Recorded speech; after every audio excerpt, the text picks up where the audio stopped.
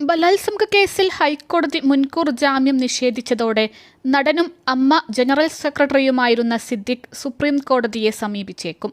വിധിപ്പകർപ്പ് കിട്ടിയ ശേഷം അന്തിമ തീരുമാനമെന്നാണ് സിദ്ദിഖിന്റെ അഭിഭാഷകർ പ്രതികരിച്ചത്. സുപ്രീം കോടതിയെ സമീപിക്കുമെന്ന് തന്നെയാണ് സൂചന. അതേസമയം നടനെ അറസ്റ്റ് ചെയ്യാൻ അന്വേഷണ സംഘം നീക്കം തുടങ്ങി. സംഘത്തിലെ ഉദ്യോഗസ്ഥർ കൊച്ചിയിലേക്ക് തിരിക്കും. ഇന്നലെ രാത്രി വരെ സിദ്ദിഖ് കൊച്ചിയിലെ വീട്ടിലുണ്ടായിരുന്നുവെന്നും ഇന്ന് അവിടെ നിന്ന് മാറി നിൽക്കുകയാണെന്ന വിവരവും പുറത്തുവരുന്നുണ്ട്. സിദ്ദിഖിന്റെ എല്ലാ ഫോണുകളും സ്വിച്ച് ഓഫ് ആണ്. സിദ്ദിഖിനെതിരെ പോലീസ് വിമാനത്താവളങ്ങളിൽ ലുക്കൌട്ട് സർക്കുലർ ഇറക്കി. വിദേശത്തേക്ക് കടക്കാതിരിക്കാനാണ് ഇത്. കേസിന്റെ മുന്നോട്ടുള്ള പോക്കിന് സിദ്ദിഖിനെ കസ്റ്റഡിയിലെടുത്ത് ചോദ്യം ചെയ്യണമെന്നാണ് പ്രോസിക്യൂഷൻ കോടതിയെ അറിയിച്ചത്. ഇത് അംഗീകരിച്ചാണ് മുൻകൂർ ജാമ്യാപേക്ഷ കോടതി നിരാകരിച്ചത്. നടി പരാതി നൽകാൻ വൈകിയത് കുറ്റമായി കാണാനാവില്ലെന്നും പരാതിക്കാരിയെ വ്യക്തിഹത്യ നടത്താനാവില്ലെന്നും കോടതി പറഞ്ഞു. ഹൈക്കോടതി ജാമ്യം നിഷേധിച്ചതോടെ സിദ്ദിഖിനെ അറസ്റ്റ് ചെയ്യാൻ തടസ്സങ്ങളില്ലെന്ന് പ്രത്യേക അന്വേഷണ സംഘം പറഞ്ഞു. കോടതി ഉത്തരവ് പരിശോധിച്ച ഉടൻ അറസ്റ്റിന്റെ കാര്യത്തിൽ തീരുമാനമെടുക്കും. സിദ്ദിഖിനെതിരെ യുവനടി നൽകിയ പരാതിയിൽ ശക്തമായ തെളിവുകളും സാക്ഷിമൊഴികളും പോലീസിന്റെ പ്രത്യേക അന്വേഷണ സംഘത്തിന് ലഭിച്ചിരുന്നു. തിരുവനന്തപുരത്തെ മസ്കറ്റ് ഹോട്ടലിൽ വിളിച്ചുവരുത്തി പീഡിപ്പിച്ചെന്ന പരാതിക്കാരിയുടെ മൊഴി ശരിവെക്കുന്നതാണ് ഈ തെളിവുകളെന്ന് അവർ പറയുന്നു. നടനെതിരെ സാഹചര്യ തെളിവുകൾ ശക്തമാണെന്ന് കണ്ടാണ് ഹൈക്കോടതി മുൻകൂർ ജാമ്യാപേക്ഷ തള്ളിയിരിക്കുന്നത്. തിരുവനന്തപുരം മ്യൂസിയം പോലീസ് സ്റ്റേഷനിൽ രജിസ്റ്റർ ചെയ്ത പീഡനക്കേസിലാണ് സിദ്ദിഖ് മുൻകൂർ ജാമ്യാപേക്ഷ നൽകിയത്. മുൻകൂർ ജാമ്യാപേക്ഷയിൽ കോടതി നേരത്തെ വാദം കേട്ടിരുന്നെങ്കിലും വിധി പറയുന്നത് മാറ്റിവെക്കുകയായിരുന്നു.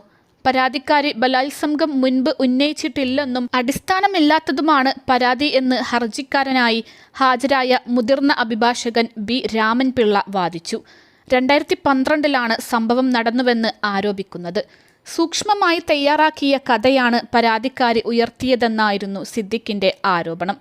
എന്നാൽ പല വസ്തുതകളും സിദ്ദിഖ് മറച്ചുവെക്കുകയാണെന്നും ഇരുവരും മസ്കറ്റ് ഹോട്ടലിൽ എത്തിയതിന് തെളിവുണ്ടെന്നും സർക്കാരിനായി ഹാജരായ additional public prosecutor P Narayanan കോടതിയിൽ വാദം ഉന്നയിച്ചു. ഹേമ കമ്മിറ്റി റിപ്പോർട്ട് പുറത്തുവന്നതിന് പിന്നാലെ സിനിമാ മേഖലയെ ഞെട്ടിച്ച ഒന്നായിരുന്നു ഈ ലൈംഗിക അതിക്രമ കേസ്. 2016 ജനുവരി 28 സംഭവം നടക്കുന്നതെന്നായിരുന്നു യുവനടിയുടെ ആരോപണം. നിള തിയേറ്ററിൽ സിനിമ പ്രിവ്യൂ കഴിഞ്ഞിറങ്ങിയ ശേഷം ഹോട്ടലിൽ വിളിച്ചുവരുത്തി പീഡിപ്പിച്ചു എന്നായിരുന്നു ആരോപണം. 1.5 മാസം നീണ്ട അന്വേഷണത്തിനിടെ പരാതിക്കാരിയുടെ മൊഴി ശരിവെക്കുന്ന തരത്തിലുള്ള തെളിവുകളാണ് പ്രത്യേക സംഘത്തിന് ലഭിച്ചത്. 101D നമ്പർ മുറിയിൽ വെച്ചാണ് പീഡനമെന്നായിരുന്നു യുവതിയുടെ മൊഴി. ഗ്ലാസ് ജനലിലെ കർട്ടൻ മാറ്റി പുറത്തേക്ക് നോക്കിയാൽ സ്വിമ്മിംഗ് പൂൾ കാണാമെന്ന് യുവതി പറഞ്ഞിരുന്നു. യുവതിക്കൊപ്പം നടത്തിയ തെളിവെടുപ്പിൽ അന്വേഷണ സംഘത്തിന് ഇക്കാര്യം സ്ഥിരീകരിക്കാനായി. അച്ഛനും അമ്മയും ഒരു കൂട്ടുകാരിയും ചേർന്നാണ് തന്നെ ഹോട്ടലിൽ എത്തിച്ചതെന്ന മൊഴി മൂവരും ശരിവെച്ചു. ജനുവരി 27 രാത്രി 12 മണിക്ക് മുറിയെടുത്ത സിദ്ദിഖ് പിറ്റേന്ന് വൈകിട്ട് 5 മണി വരെ ഹോട്ടലിൽ ഉണ്ടായിരുന്നുവെന്ന് തെളിഞ്ഞു. ചോറും മീൻകറിയും തൈരുമാണ് നടൻ കഴിച്ചതെന്ന യുവതിയുടെ മൊഴി ശരിവെക്കുന്ന ഹോട്ടൽ ബില്ലും അന്വേഷണ സംഘം കണ്ടെത്തി. പീഡനം നടന്ന് 1 വർഷത്തിന് ശേഷം കാട്ടാക്കടയിലുള്ള ഒരു സുഹൃത്തിനോട് യുവതി ഇക്കാര്യം പറഞ്ഞിരുന്നു. പോലീസിന്റെ ചോദ്യം ചെയ്യലിൽ സുഹൃത്ത് ഇക്കാര്യം ശരിവെച്ചു. മാനസിക സംഘർഷത്തെ തുടർന്ന് കൊച്ചിയിലെ 2 വനിതാ സൈക്യാട്രിസ്റ്റുകളുടെ ചികിത്സ നടി തേടിയിരുന്നു.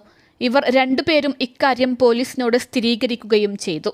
376 വകുപ്പ് ചുമത്തി മ്യൂസിയം പോലീസാണ് കേസ് രജിസ്റ്റർ ചെയ്തത്.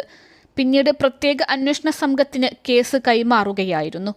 376 വകുപ്പ് അനുസരിച്ച് ബലാത്സംഗത്തിന് 10 വർഷത്തിൽ കുറയാത്തതും ജീവപര്യന്തം വരെ നീണ്ടേക്കാവുന്നതുമായ തടവും പിഴയും ശിക്ഷ ലഭിക്കും. സെക്ഷൻ 506 അനുസരിച്ച് ഭീഷണിപ്പെടുത്തലിന് 2 വർഷം വരെ തടവോ പിഴയോ രണ്ടും കൂടിയ ശിക്ഷയോ ലഭിച്ചേക്കാം.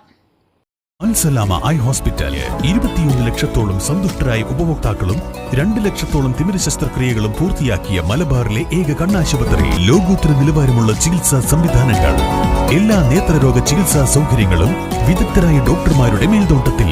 Al Salama eye hospital, hospital road, Perinthalmanna.